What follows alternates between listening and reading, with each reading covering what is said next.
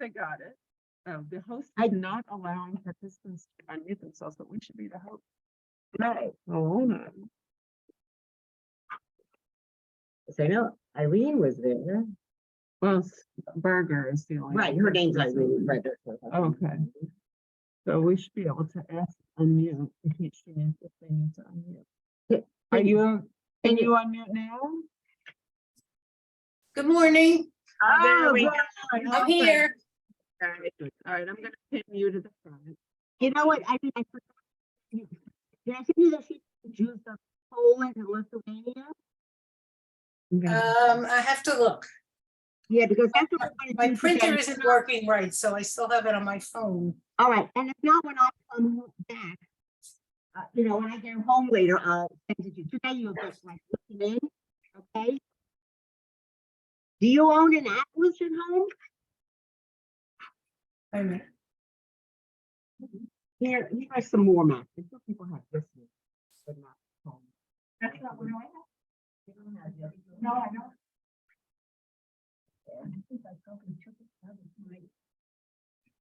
Let's see if I can find this in. I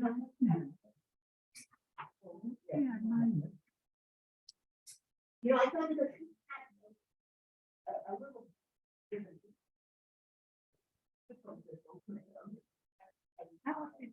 All right. Okay, you there? Yes, I have Poland and Lithuania. Oh, perfect. Now, did I ever send you the map? though? I don't remember. I don't remember. I'm afraid to move this. I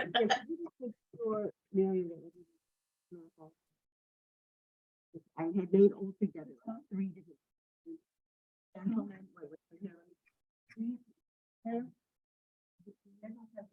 And he has one more. Okay, where do you want to see it? I have the paper for you. Okay. All right. Okay, excellent. Okay. No problem.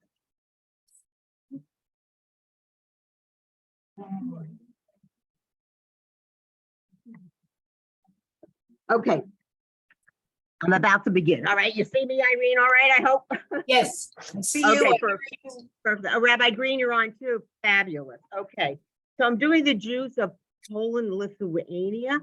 Well, obviously I can't get you the sheet now, but there must be some way to download it from the office, because I know Andrea always keeps like a copy there. If not, just email me and I'll send you this stuff. No problem. Oh, okay. All right. Excellent. Well, we're going to, first of all, I must get my reading glasses. Now I have had both my eyes done, but now I'm really even more because I need like a different thing to see the computer. Then I need a different thing. To tell you the truth, the doctor said I have to wait at least a month, but I'm getting like regular glasses again. I can't live like this. It's like driving me nuts. Okay, so you'll excuse me. My husband is laughing there. So the eyes are better? But regular glasses, that's what I want. I want to go to the optometrist and have a normal pair made. I know I can't deal with it because I'm doing like 3 different levels. I'll be, and I would rather pay the money and yes, try both. Exactly. All right, here we are. So we're doing the Jews of Poland and Lithuania, which I presume most of you are from, right, that background. I know like my one side, my mother's side comes from Poland, but they know that northeastern part, they come. So there was really, I think they're so-called Lutvaks there, that northeastern part of Poland. But my father's side, for sure, that's Lithuania. My grandma came from Vilna, actually. And my Zeta came from a little town called Dusat. I never knew 100% where it was. I just assumed it was near Vilna. But I was in Israel, at the Holocaust museum. No, they had that valley of these stones, and it was all the different Jewish communities, that were wiped out. So I'm looking, I'm like Vilna's in large, and then there's smaller towns around. I'm looking, can't find Dusat. So then there were some other people there. They said, well, what are you looking for? They knew, I mean, I guess they were themselves survivors. I said, looking for Dusat. Oh, no, that's near Kovno. So, which I would never have known. I just, yeah, I guess because my grandmother was from Vilna, so I assume my Zeta was not. So, and on my mother's side, I'm trying to remember where. I know somebody came from Suval there. I don't know if they both did. Whatever. It's northeastern Poland. No Galicianos in my family. So, right, they're all consider themselves Litvaks, even though they're just Lithuanian. Oh, that's an entirely different thing, right? Right. A lot of those Jews had come. Well, they all came from Germany. That's what we're going to learn today. Where did these Jews come from who settled it? But fascinatingly, besides those Jews from Germany, there was another group. So let's look into our sheets. We'll work on it together. Now, I have this title 13th to 17th centuries, but I would say it's really more like 1300 to 1648. You know, that's the Khmelnytsky riots, the pogroms against the Jews, and things changed from there on. So we're going to talk about right now like 350 years of Polish Jewish history. Okay. For the first several, so now we're going way back, just a little intro, you know, to this general area. And you could have your have the larger map, not the map that's just Poland, Lithuania. Have the maps like either the Jews of Central Europe or this one that's Poland, Lithuania, Russia, whichever, you know. You can look at both of them. It just gives you a little different perspective. All right. So now we'll go forward.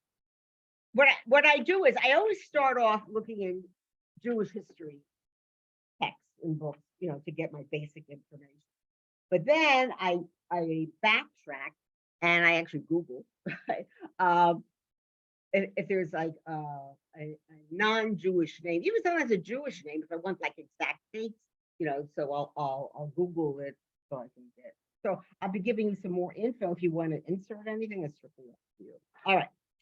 For the first several hundred years of the Common Era, okay, that means starting with the year 1, going forward, Jewish settlements developed all along the coast of Asia Minor. So we're talking about like the Turkey area, okay, and on the Greek mainland. I want to show you, well, how did they end up coming to Poland at all? So now we're just saying, well, where are they living? They left Eretz Yisrael and they moved further north. Okay. Gradually, Jewish communities then spread to the Balkans. Okay. You know, the countries of the Balkans. So that, you know, that's like Serbia, you know, like former Yugoslavia, you know, that thing, area. And to the Crimean Peninsula. Look how early Jews settled in the Crimea. I found that fascinating. I really hadn't known that they had gone there, you know, so early, so many years ago. I'm sure you all know about Crimea because it's also news how Russia first already several years ago invaded and took over Crimea. So you know that goes into the Black Sea. Okay. But look at the general map or whatever, it might be easier. As persecutions from the Eastern Roman Empire, if you want, you can write / that's the Byzantine Empire, right? Excuse me, increased, sorry, read. Jews began to settle further along the Danube River. Now, this is still not Poland, Lithuania. The Danube is further south and west, and that would be, you know, Hungary, you know, Budapest, Bucharest, you know, it starts, I believe, somewhere in Germany, actually, but then it's, you know, going eastward. Okay, and all right, and obviously deeper into the Crimea, and now more into what we now call Ukraine. From there, they carried on trade with the inhabitants of the lands to the north of them, the Slavs. Okay, so this is their first, you know, means of having interaction with the Slavic population, with this is what Poles are, right? They're Slav, you know, with World War I, or they had to come to the defense of their fellow Slavs, whatever. You know, it's a card that, that they each fell upon the other. That's how that worked, unfortunately. You know, ended up covering so much of all of Europe. At this time, the Khazars, had you ever learned about the Khazar? First of all, you know, Sefer HaKuzari by Rabbi Yehuda Halevi. So he talks about, again, around this Black Sea area, this nation, non-Jewish, pagan, but then they decided to turn to monotheism. In the Sefer HaKuzari, he talks about the fact that the king of the Khazars, you know, so to speak, interviewed representatives of Christianity, Islam, and Judaism. And then in the end, he chooses to, and actually the country, all the inhabitants converted to Judaism. And this lasted for a little while. And then eventually, of course, they gave it all up at the time. Khazars appeared on the scene. In time, Judaism spread among the Khazar population. I just talked about it, and religious tolerance reigned. However, when the Khazar kingdom was defeated by the Muscovite Russians, many Jews migrated to Ukraine, then part of Russia. But if you ever look, I did this research, you know, what's that, the genealogy site? Forgetting what, ancestry.com, right? So if you look and you look at documents of like when our grandparents, or, you know, how, I don't know how far back one can go, great grandparents. I had some great grandparents in America. They all say that they come from Russia, but that's because this whole area was then ruled over by Russia. Okay, but this is before this. Okay, they settled. They migrated to Ukraine, right then part of Russia. Many Jews settled, in particular in Kiev. Look how old that Jewish community is. Kiev is. The most prosperous and progressive Russian town down to the 13th century. About the middle of the 13th century, right, we're talking about the 1200s, right? The steppes of Russia were overrun by hordes of Tatars. So if you remember the general history you had ever had, you know, this is when these hordes of Tatars came in. Most of the population turned westward into the Carpathian Mountains and beyond. Okay, so we're now talking about a Jewish population that's come up from the east, and then it's going to turn slightly westward into what is today Poland. So that's what we're trying to show you here. At this point, Poland was being organized into a new state. Here, these Eastern Jews were to mingle with other Jews who were coming into Poland from Western Europe. So these are going to be then those Jews from Germany. Things are so bad in Germany. I'll discuss this in a minute. They're going to be going eastward. But meanwhile, we do have Jews who have been living there already for, you know, even a few centuries, depending. Now we're talking about very small communities. I mean, this was not a large population of Jews, but there is going to be this cross section, you know, some Jews coming up, going first northward, and then, you know, settling there in eastern portions, and then Jews coming from Germany going eastward. So the population was moving. They left Germany because things were terrible there. They kept on being expelled from one principality to the other.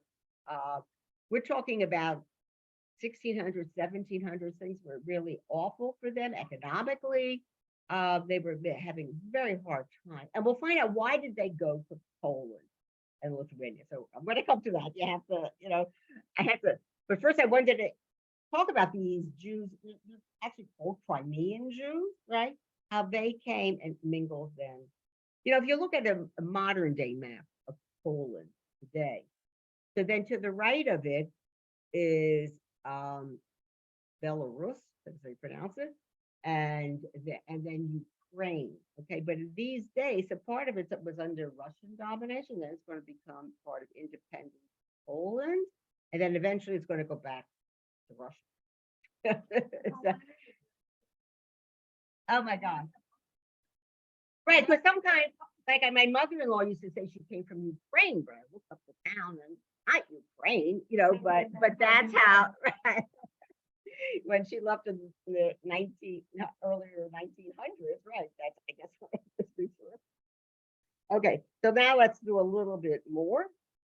Okay, and what how did these Jews, how did they earn a living? You know, again, and why did they come to Poland in particular? Find out in a sec. Okay. All right, so now they're saying Poland's now being organized into its own state, right? I mean, it wasn't from this independent state, which was then taken over mostly by Russia, part by then Austro-Hungarian Empire, and part by Germany. This will happen in the late 1700s, 1792 to 1795. And not until after World War I will Poland again be an independent state. Okay, for centuries, the territory north of the Danube, and again, the Danube is further south, remember, we talked about that, and east of the Elbe. I don't think they're not on these maps, but just know they're more to the southwest, these rivers. Okay. Had been inhabited by various Slavic tribes. The merchant Jews of the early Middle Ages made their way across the city. We talk about the early Middle Ages. You're talking about, let's say, the year 1000, you know, maybe to 1300. You know, that's what that would mean. Made their way across these lands, and a few may possibly have settled there. Right, so they're going on these trade routes. Some of them went all the way far east as China, would buy goods there, and then bring it back to Western Europe. Okay. And a few may, all right, Polish rulers relied upon these Jews to increase their trade, and even entrusted the minting of their money to them. You have to say the bulk of the Polish people at this point are serfs, right? And they're ruled over by these noblemen. I mean, eventually there's going to be a king as well, but it's feudalism in Eastern Europe lasts way past, feudalism in Western Europe. And the Jews are sort of like these intermediaries, all right? You could, the beginnings of this like middle class, all right? And they perform this very important role on behalf of, the noblemen. That's how they did permission to. So little tiny communities, again, may have been established. They're not very large at all at this point. Gradually, German Christian settlers also settled in these provinces. Now, does it make sense? When Hitler invaded, and he first started taking little chunks of land from different things, and they kept saying, like, so the Sudetenland. His excuse was, oh, well, they're because they're Germans there. So, it really belongs to Germany. So this was a way to legitimize invading these countries and taking them over. Prussia. Oh, so Prussia came into being at this time. Now, this is when Prussia is going to start growing. I mean, it's one of the various provinces in Germany.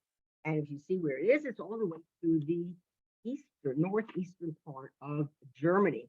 So it's going to touch upon Poland. Right? Can you see that? Does it show that in any of these maps that I can't see because I can't read with all my different levels of reading at this point. Right? Take it from me. It's this is what's happening. I'll see if I can get. The only other map I have is in my own atlas, but that's a big book. Unless I bring the whole book with me next time. All right. So I'll see. All right. So in any case, Prussia's now coming. Now this is before Bismarck's time or anything, but just know that Russia is now going to rise in power, become the most powerful state in the German country, up until now it's being ruled by the Holy Roman Emperor. But eventually, again, we're talking about Bismarck, so we're talking about going into the 19th century. Poland, even Germany, will not be united as one country until that time. Remember that? Learning that in world history. Okay. But you can see now, Prussia itself is now growing in power and in prominence. So Prussia came into being at this time, ruled by German settlers who absorbed the Slavs or drove them further east. And that's why you can understand with Hitler when he came in. I mean, he looked down on the Slavic people. Did you know that many Poles were forced actually to go to work, in Germany, as servants or maybe some of the factories were decided what they did to us as Jews, but they also, you know, you come at the Poles obviously hate the Germans. I think most of the people hate, I think it's less in time, you know, I, but you can see all the animosity, you know, towards arrogant, you know. Okay, but this is just the beginning of it. Okay. Attempts to fight the German invaders led to the organization of the Slavs themselves. As for the Jews of Western Europe during the Crusade, now we're talking about the 1100s, talking about 12th century. The Jewish population from the shores of the Rhine and the Danube rivers sought greater safety. So these are Jews who are now, again, Rhine is, northwestern Germany, and the Danube, I believe it starts in Germany. You ever there are these river cruises? So I think that's where some of them start, somewhere in southern Germany, and then they go between the stop it. Where also they stop at numerous places in Germany. I like to read about it. I've never done it, but they sound very interesting. Okay. Jewish migration. All right, now we talk about try to do some general history here. Now we'll talk about the Jews themselves. Jewish migration began from Central Europe meaning Germany, Austria, into Bohemia. Bohemia, is so called Czechoslovakia, but it's today the Czech Republic, right? Okay. And into the various principalities into which Poland was divided at that time. Now, Poland, you can't really tell from these maps. Poland is also, chopped up. They might have different nobles, and they would have ruled over different areas. I told you the bulk of the Poles are serfs, right, working under them. And there's not a unified king quite yet, but that will develop over time, and they'll grow in power. Thus, two migrations, one from the east, right, those Crimean Jews, right, and one from the west, laid the foundations for what was to become the Jewry of Eastern Europe. So you should ever be able, it's very hard to do a genealogical search that goes back, so many centuries. But I don't know, I think my Zeta figured out we must have come from Germany, because I know, one relative in France, and then I think they went to Germany. Well, they were thrown out of France, right? They probably went to Germany, and then from there they, migrated into Lithuania. The migration from the west was numerically larger, right? So most of us are probably from the original German Jews who went eastward, and were culturally more important. There was great Rabbanim in Germany. It was a very learned, population. And these Crimean Jews, you imagine, pretty ignorant. What connection did they really have, with Yiddish? There's certainly no rabbis of note that at this time period, we will hear about at all. That's the Western Jews set the tone for and gave their language. I want to do a whole unit just on Yiddish. So, but there's like so much to talk about these Jews. And they gave their language to the rising new community. Okay. But I have a few, I have to do a little further research and do a whole report on Yiddish, but it was like a comfort language, because if they were coming from Germany, they spoke German, but they also spoke Hebrew. So they sort of like combined the two languages. So even when they moved eastward into Poland, Lithuania, this was their what we call lingua franca. Their everyday language, was Yiddish. And it later became pretty language of great culture, I don't know Yiddish very well. The few times my parents spoke, it was so they wanted us to understand. And my one set of grandparents, well, my grandma was born in the United States. I told her parents were the ones who came to America in 1870. And my Zeta, when he would come, my Zeta from Cincinnati, he would come. He spoke just Yiddish to my father. So it's like, okay. I never really learned Yiddish at all. Some expressions which are now even part of it, so to speak, the English language. Sometimes people will make right remarks. Okay, so now I'm going to start talking about some actual kings and how it was that the Jews came in larger and larger numbers from Western Europe. Okay, next paragraph. The immigrant Jews were welcome to the lands of the Slavs. Imagine, look at them, they came to hate us. But at this point, we're talking about that 13th, at the end of that 13th century, middle to end of 13th century. They constituted the active middle class of the town. So the kings wanted to build this up. They wanted to have mighty, kingdoms, and aggrandize their own personal wealth as the wealth of their country. So they were happy to have all these merchants moved in. Okay, and the Jews were very prominent merchants. I actually had read one of my sources that when you use the word merchant, it meant Jew, because they were the dominant merchants at this time period. So if you said the merchant, you probably visualize a Jewish person. In 1264, Boleslav, I looked this up, he's Boleslav V, the Duke of Greater Poland, which is the area around Posen. Okay, so if you have your map, can you see where Posen is? That's western. In fact, all along, when we've been discussing the Rabbanim, even from Germany, I mean, at a later century, they often went to Posen to learn, to study. Yeah, this map has Posen. The one that says the Jews of Poland, Lithuania, and Russia.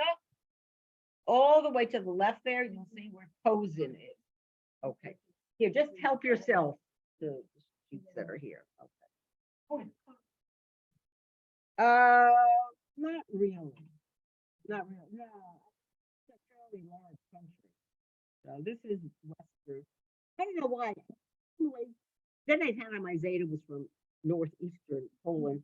But my mother used to say Malka, it's Eisenberg, hard to hear you. German word for iron, because they live near Germany. If you listen, even when I speak to my husband about his family, he gets very upset if I correct him for the date, because in the family lore they used to say X, Y, and Z. But when I looked it all up, it wasn't true what he thought. All right, so first once I looked it up, I told you I always like to look at the general source. So first it just said, in the Jewish source, it just says Boleslav. So then I found out that a lot of Boleslavs. So first I looked up the first Boleslav. I thought that's what they were talking about. It's called Boleslav the Brave. But he lived, he reigned 992 to 1025. So that certainly was not the right Boleslav. Okay. So then I looked further and I got more information. And the next Boleslav that I found was Boleslav V, the Chaste. I guess he behaved very properly. Okay.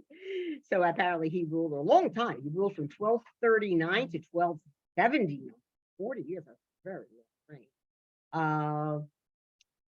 This makes no sense to me, but I'll just tell you what I found out. He was the last male representative of lesser Polish branch of the Piast. So, they're all different groups of noblemen with different names and everything. And apparently he had very strong relations with Hungary. I found that with several of the kings of Poland that they touched one another, so that they had. We talked about the Carpathian Mountains. Isn't that Hungary, Romania, right? Did we talk about that earlier? So, yeah, well, it was in many places, just not among the Lithuanians. They're very Hasidim. All right, so now we're talking about Boleslav V, right? He was the Duke of Greater Poland. I told you it's a region around Posen, northwestern Poland. And he officially, we're talking about the Jews now. Remember, there are already some Jews moving there. They're the merchant class. They're happy to have them. But now he's making it official. He officially admitted them to his duchy. I think I'm pronouncing that correctly. Recognizing the advantages which the Jews brought to his country, helping to establish a growing middle class, he sought to encourage even more Jews. So he's going to give them certain privileges to entice them.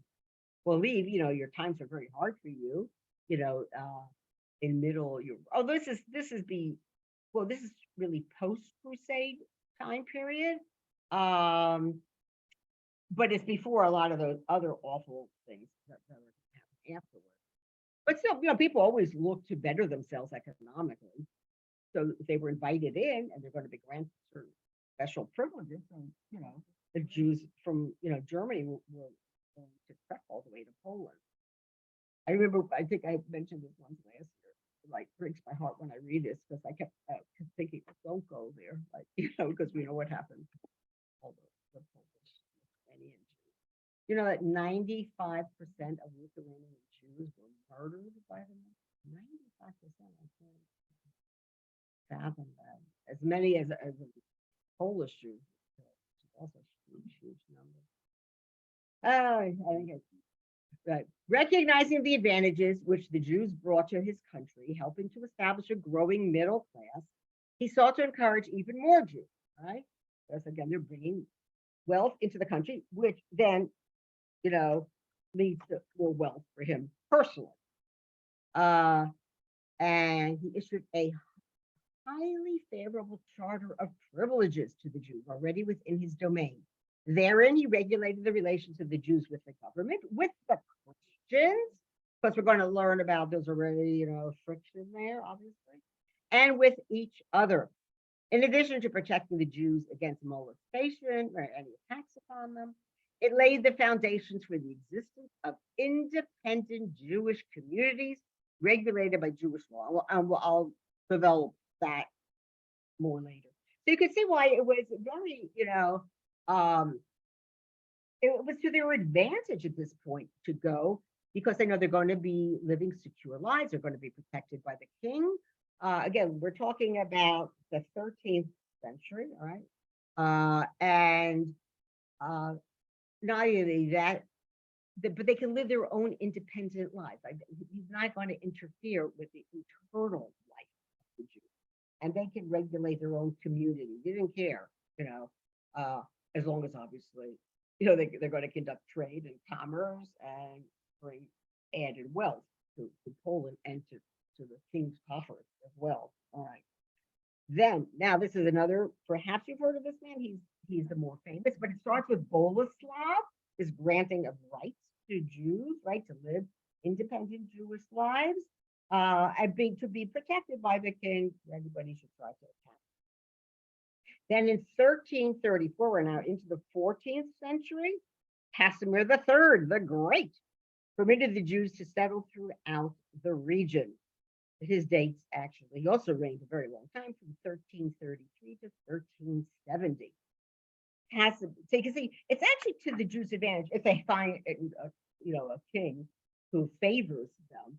That king lives a long time, because then, it then becomes accepted to the general population. They're used to the fact, okay, the king is protected.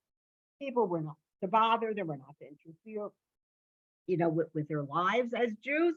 And it gave them a sense of security, and it enabled them to build their economic lives again, because they weren't in fear of being uprooted constantly or being attacked by mobs. So things in Poland, you see, for 2 centuries was good to the Jews. All right, because that all changes, but at a certain point. So what did Casimir do? Okay, all right. Now he's now ruling over all of Poland, right? Up until now, when we talked about that Boleslav V, he's just ruling over the area around Posen, right?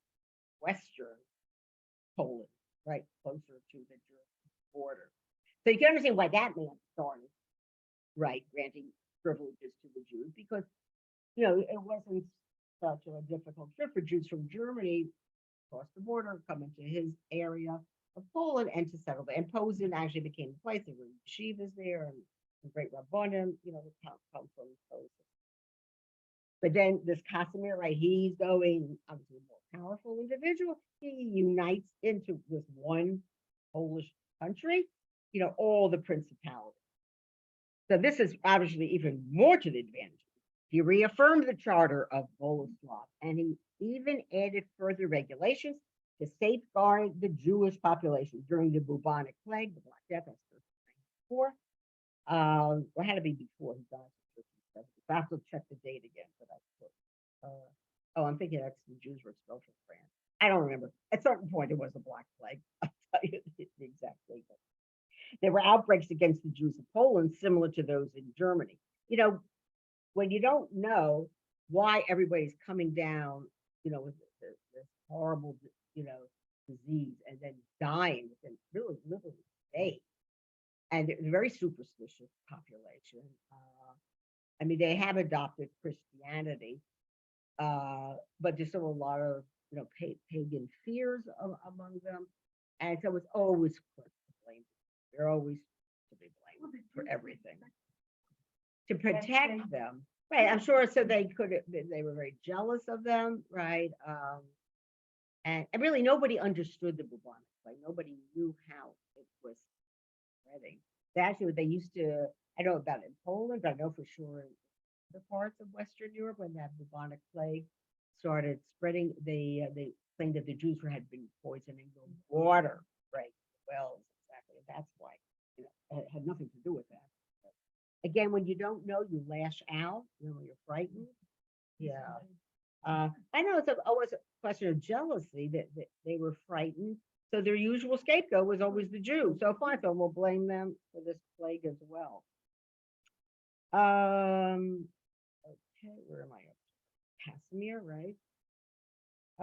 Royal protection provided by the relatively progressive social code, however, prevented these attacks from becoming too serious, which is good in Poland, as opposed to, let's say, Germany, right? Where the attacks were even more vicious. So, Casimir, or it could be it's the king who comes after him, he tempers things. So things are a little bit better for the Jews of Poland. At this time, a further immigration of Ashkenazic Jews took place from Germany, as this was a century of numerous expulsions from German cities. So that's going to start in that 14th century and into the 15th, 16th, going to go on for a while. Poland was the nearest place of refuge. Now, some might have gone to Italy, but this is also divided up into different principalities, and the Jews were expelled also from one city to another in Italy. So it wasn't like say, well, they certainly couldn't, they wouldn't have gone to Spain. It was already terrible. Starting in 1391, there were attacks on the Jews, and of course by 1492, the entire population that wanted to remain was expelled, so they shouldn't taint the conversos, to sway them back to Judaism. It's really, I find it quite interesting, how France was close to them. At this point, they couldn't go to the Netherlands. That was close to them. That was actually being taken over by Spain at this point. England, it was like another country over us. It seems like it was far away. But really, where are they supposed to go? No, I can't imagine what it felt like to be trapped like this. So then they go, look, the king has invited them in. He's willing to protect them. Let's go eastward. Okay. And that is exactly what happened. I also looked up further Casimir. This was Casimir III. Then there are a bunch of other people in between. And then finally, when we come to the 15th century, it was a Casimir IV. I added this on. And he helped to strengthen Jewish rights. So up until those awful pogroms by Khmelnytsky in 1648, life is relatively good for the Jews in Poland, and that's why they block it. Most of the countries now in Western Europe, either there's terrible upheaval or they've been expelled. So there's no place for them to go. And even when we had talked about the Jews living in Eretz Yisrael, it was only for a short time period that, well, I would say economically it was never good for them. Let's say talking about 1400s, 1500s. But for a time period, there was a flowering of Jewish learning and obviously spots and bit of Shalayim. But they fell into terrible economic. They're extremely poor, those Jews. So that wasn't, it's like, unless you wanted to travel all the way to the Ottoman Empire, but boy, then you had to learn a whole other language, So it was easier just cross the border. Germany and Poland were right next to each other. Just cross Poland, and at this point, they are welcome and are being offered a certain measure of protection. Okay, so let's go on, and we'll do the next. Yeah, but who knows if he was well, that eventually did we know at the time when he discovered the Americas that this was going to be amazing haven of the Jewish people. But that's not going to happen until the 19th century mostly. Okay. The greatest immigration of Ashkenazic Jewry followed thereafter in the 14th and 15th centuries. Now, just talk a little bit about Poland economically. Poland was an agricultural country divided into large estates which belonged to the nobility. So there is a king, but they're all the same thing happened in Germany, right? That's why I told you how Prussia rose to prominence. But at the beginning, it's just one of the various principalities of Germany. The soil was cultivated by serfs, I told you that. And in the 12th and 13th centuries, commerce was at a very low level compared to Germany. That's why you can understand why Jews are going into Poland. Christian German immigrants had, some of this I have already done, but I look at different sources and try to put them all together into one source for you. Christian Jewish immigrants had organized themselves into guilds and monopolized artisanship. I mean, this already started in Germany, that they, were not welcome whatsoever into the guilds, and of course, Poland, same thing.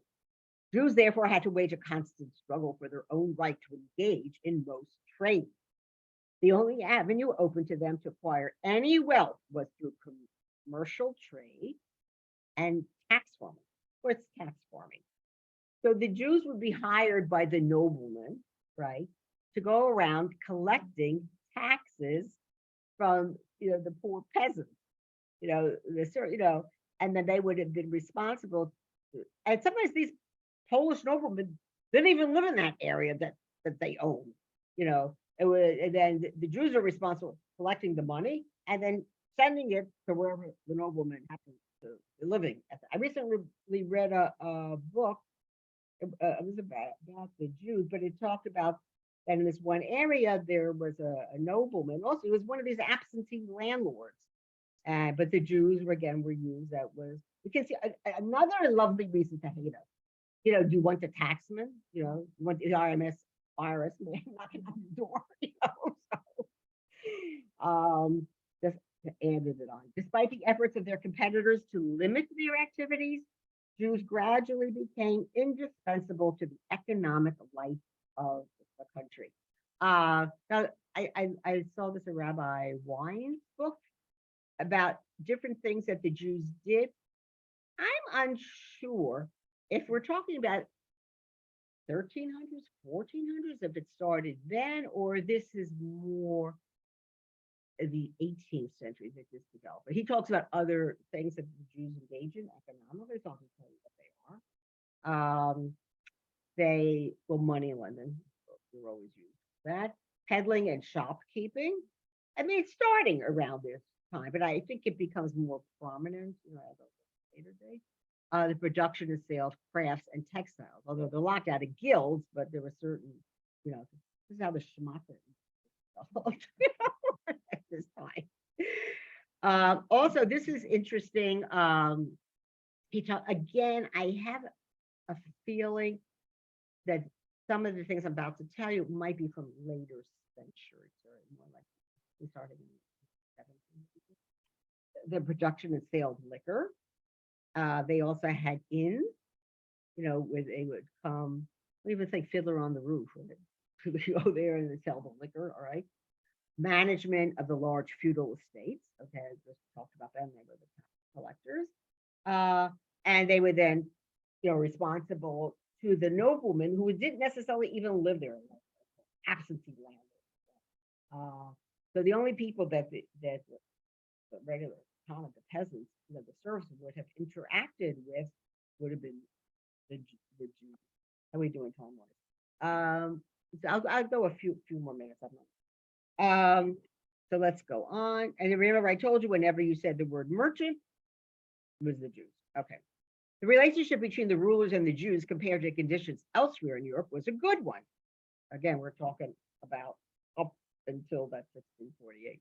The Jews enjoyed relative, again, it's never was perfect, but relative peace and prosperity. They were allowed a great deal of autonomy. You already talked about this already from Boleslav and for sure under Casimir.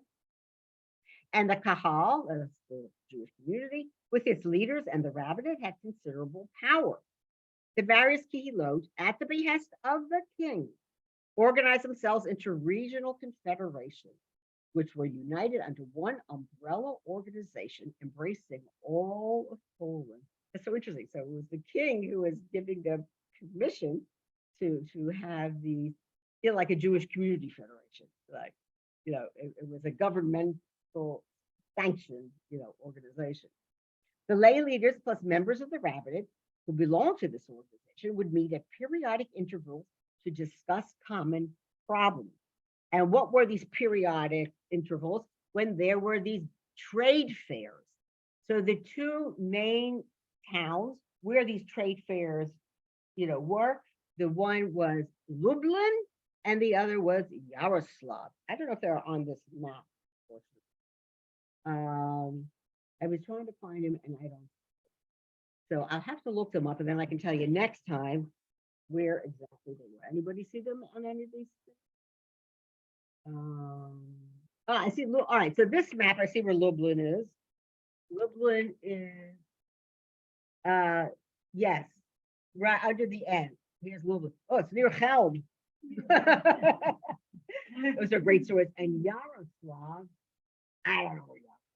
Again, I'll have to look that up for you next time. All right, and I'll be able to tell you. Yeah, okay. So let's go on. And they also again, this was a place where many people would congregate, obviously Jews, non-Jews as well, but then they would have their meetings there. And they also issue promulgations called takanos, right? It's a change in Jewish law. They wanted to let people know. Because if there was like a big, I know hundreds of people there, I don't know how many people came to these fairs, they would then go back to their communities and say, oh, if there's been any, new Jewish, interpretations of halacha, they could bring it back to their communities and tell everything. And they would then, and they would understand that this is, again, would be binding upon them because it was these rabbanim, it wasn't just lay leaders, these are the rabbanim who would have made these takanos, but they would have shared this at these trade fairs. I think what I'm going to do, let's just do one more paragraph and then that will be it. And hold on. At first, only 3 regions belonged to the council. Greater Poland. Okay, now you can look at that. Where Posen is. Right? Remember Posen, that's close to the German border. Lesser Poland, which is Krakow and its surroundings. That's further south. In this map has it. So here's Posen and here's Krakow. Okay, and this one, but I never heard of before actually. Red Russia, which is called Eastern Galicia. So here's Galicia. See, it says under there, it actually says Red Russia, which is I found that really interesting. All right. It was the Council of the Three Lands. Later, Volhynia, can't even pronounce it. Volhynia, I found on one. Here, this map has Volhynia, all right, much more to the east, right? Much closer to like to Ukraine, okay, Volhynia, and Lithuania. Also joined, it became known as the Council of the Five Lands. In 1623, right? You're around in 17th century. Lithuania seceded from the council. Oh, those Litvaks, very independent people, and founded its own council of the land called Vad HaMedina. All right. Thenceforth, because they wanted to do things their own way. That's how they are. Thenceforth, The organization was known as the Council of the Four Lands, Avad, Arba, Arasot. I remember learning this when I was studying starting in high school. And it was, it was, and it lasts for hundreds of years. I mean, it was like a well-established organization. Again, like a Jewish community federation. All right. And all right, about Arbor. So this organization lasted until, mistake here, it's 1764. Lasts till 17.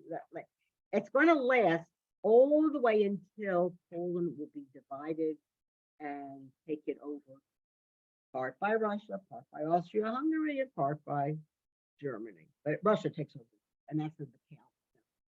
So we're talking about late 8th, the last division was division of Poland, 1795, but it starts even before then, the 1770s. So by 1764, it's gone, fortunately. When it was dissolved by, who's this man? Stanislav Augustus, who was the last king of Poland. And I have his dates here. So he was 1764, I guess under his auspices, this is when the Bar Arba came to an end, and he lived 1795. And after 1795, forget it, because all Poland was all divided at that point. And there are other kings in between. Their parliaments called the Diet, laws. So I think we'll stop with this. I think this makes sense. So now you have a general idea. Remember, there were Jews, well, I would call those Crimean Jews, who were coming in from the east, going into Poland. And then we have the larger population, the German Jews, who are going to be coming, going into the east. Let's say, so the Crimean Jews are going to go north and west, right? And the German Jews are going to go east. And that's how Poland came to be such a huge, huge country of Jewish people. Oh, I get it from, I look in several, I look in several sources, and then I start combining it. So that's why, like that one part was a little bit of a repeat, because I was getting, I do use Rabbi Y. I find him to be very good when he talks about certain Rabbanim, which we haven't really done yet. He's very good about that, or any Sfarim that they might have written, published. I use Brazel's History of the Jews, which I feel is very authoritative, because he's a real historian. So I like using him as I feel he's an authoritative source, and he's not anti-Orthodox, because some of them I can't read. Really don't like the Jews, the Orthodox Jews. And what was it? Oh, and then I have another book. Again, it talks about the Rabbanim of that 15th to 17th century. So these are when we do those Rabbanim, they're called the early Acharonim. Right? Again, a century from now, I don't know what they're going to call people from this time. That's what I'm saying. So I look at, no, they were from these three basic sources. Plus, I told you I do look up at like a general. No, well, it's not necessary, because I'm combining. Yeah, it takes me a long time to work on making these sheets. All right, so Irene, Rabbi Irene, I see both of you. I'm going to take up. I want to turn it off. Be well, everybody. Stay in good health. Alavai. Thank you, Malka. My great pleasure. Be